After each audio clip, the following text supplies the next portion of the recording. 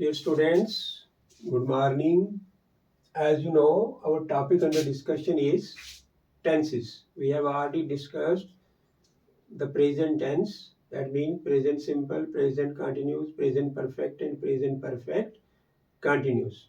Today, we shall discuss the past tense. The first one is past simple tense. As you know, in present simple, we use first form of the verb. That's like he writes. In past simple, he wrote. मतलब वो लिखता है, उसने लिखा. जब है कि third person singular in present simple में थर्ड पर्सन सिंगुलर में हम एस या ईएस ऐड करते हैं, लेकिन यहाँ ऐसा कुछ भी नहीं है. यहाँ चाहे कोई भी पर्सन हो, फर्स्ट हो, सेकंड हो, थर्ड हो, सीधा ही आपने जो है वो सेकंड फॉर्म ही लगानी है. उसमें कोई एस या ईएस नहीं लगाना. जैसे ये है आई डू, यहाँ क्या आएगा? आई डिड जो है. लेकिन फर्स्ट यहाँ है कि ही डज. हाँ, क्योंकि ये थर्ड वर्ड सिंगुलर है ना प्रेजेंट सिंपल में, लेकिन यहाँ ऐसा कुछ नहीं है. यहाँ सीधा ही है, यहाँ भी आएगा ही डिड जो है. ही rights, he wrote, I do, I did. हालांकि डू डज एक ही चीज है, both have the same meaning जो है, लेकिन ये थर्ड पर्सन प्रेजेंट सिंपल में, थर्ड पर्सन सिंगुलर में हम एस या ईएस ऐड करते हैं. ठीक है ना. लेकिन पास्ट सिंपल में ऐसा कुछ भी नहीं है. यहाँ मतलब सभी पर्सन के लिए डिड ही है. He writes, he wrote, I do, I did, he does, he did जो है. अब इसी तरह प्रेजेंट पास्ट सिंपल जो है, it can be used to refer to an action or event that happened in the past. मतलब कोई भी काम जो हमने जो है वो मतलब पास्ट में किया है, या कोई वाक़ा जो है वो पास्ट में हुआ है. To speak about something that was true for some time in the past. कोई चीज़ जो मतलब पास्ट में कुछ टाइम के लिए जो है वो सही थी, उसके लिए भी हम यही यूज़ करते हैं. इसी तरह explain something that happened more than once in the past. मतलब कि कोई चीज़ एक से ज़्यादा दफ़ा अगर पास्ट में हुई है तो उसको एक्सप्लेन करने के लिए भी हम मतलब पास्ट सिंपल का यूज़ करते हैं, मतलब सेकंड फॉर्म का ही जो है वो यूज़ करते हैं.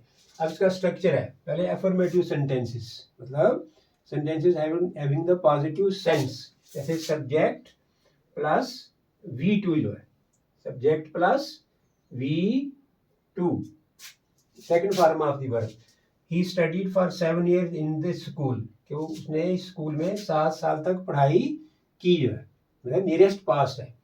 इट रेन हैविली इन सितंबर 24 जो है, कि सितंबर 24 में बहुत ज़्यादा बारिश हुई. अब नेगेटिव जो है, नेगेटिव में क्या करना है? Subject plus did not plus V1. ये ध्यान रखना आपने कि डिड मतलब जहाँ भी है वहाँ उसके बाद आप मतलब फर्स्ट फॉर्म यूज करेंगे, क्योंकि डिड जो है वो itself is the second form. कि डिड चाहे सेंटेंस नेगेटिव है या इंटेरोगेटिव है तो डिड के बाद फर्स्ट फॉर्म यूज करनी है. ये ध्यान रखना आपने. ठीक है ना. कि I did not beat him, मैंने उसको नहीं मारा, क्योंकि ये बीट फर्स्ट फॉर्म ये सेकंड ही, आप सेकंड ही समझेंगे, इसको फर्स्ट ही समझेंगे. मैंने उसको नहीं मारा या पीटा. He did not tell a lie. आप यहाँ ये नहीं लिख सकते हैं कि he did not told a lie जो है. अगर हम सिंपल करें तो ही टोल्ड अ लाई, फिर लिखेंगे टोल्ड. लेकिन अगर मतलब नेगेटिव है तो फिर क्या लिखेंगे? He did not tell a lie, उसने झूठ नहीं बोला.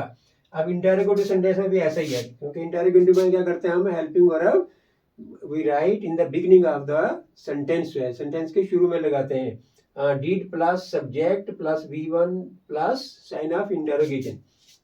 Did you kill a snake, यहाँ लिखेंगे आप did you killed a snake, क्योंकि डिड के बाद हमेशा फर्स्ट फॉर्म आती है. Did is followed by first form of the verb. Did you kill a snake, क्या आपने सांप को मारा?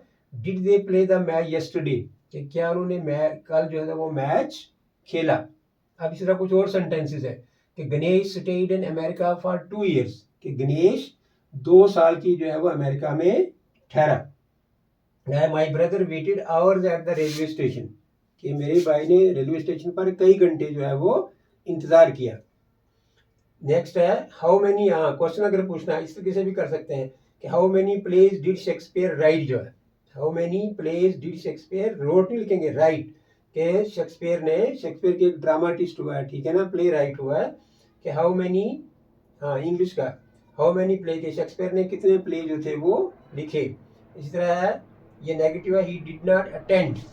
ही did not attend the school yesterday, कि उसने कल स्कूल जो था वो अटेंड नहीं किया। दैट मीन्स कि he was not present in the school yesterday. अब ये लास्ट वाला है, डिड दे विन। अब देखो यहाँ डिड लगा तो इससे यहाँ फर्स्ट फॉर्म आई जो है। अगर यहाँ सीधा होता है ना कि they won the elocution competition, लेकिन यहाँ पर इंटेरोगेटिव है तो आप क्या लिखेंगे, did they win the elocution competition.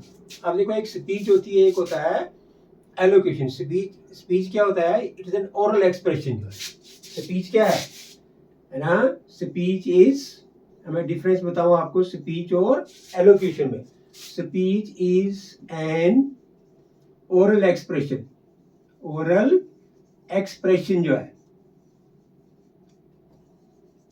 तो वेयर एज एलोक्यूशन जो है, elocution is the style of delivering speech. Elocution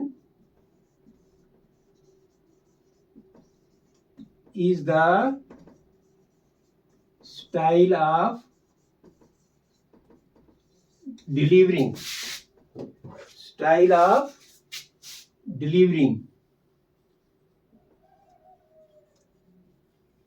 speech। ये मतलब ये स्पीच जो है ओरल एक्सप्रेशन, जबानी हम बोलते हैं, ठीक है ना। Elocution is the style of, मतलब ये स्किल है। एलोक्यूशन जो है ना, it is a skill of delivering speech. क्या आप किस तरीके से जो है वो स्पीच करते हैं, आप प्रोनाउंसिएशन आपकी सही है, आपका स्टाइल जो है वो सही है, आप किस चीज में जो है वो मतलब वर्ड जो या वोकैबुलरी जो है वो उसमें यूज करते हैं, तो इसको कहते हैं एलोक्यूशन जो है। तो यही था लास्ट वाला कि did they win the elocution competition, क्या उन्होंने एलोक्यूशन कंपटीशन जो है वो जीता। अब शॉर्टकट में इतना याद रखें पास्ट सिंपल में कि we use only second form of the verb in past simple, but so far as negative and interrogative sentences are concerned, we use did plus v1। मतलब did is followed by v1 जो है, चाहे interrogative sentence है चाहे negative है, did जहां भी लग गया वहां पर फर्स्ट फॉर्म जो है वो लगाएंगे। तो ये था आपका पास्ट सिंपल, कि मुझे उम्मीद है कि आपको ये समझ आ गया होगा। If you have understood it तो please like it. Thank you very much for listening me with patience.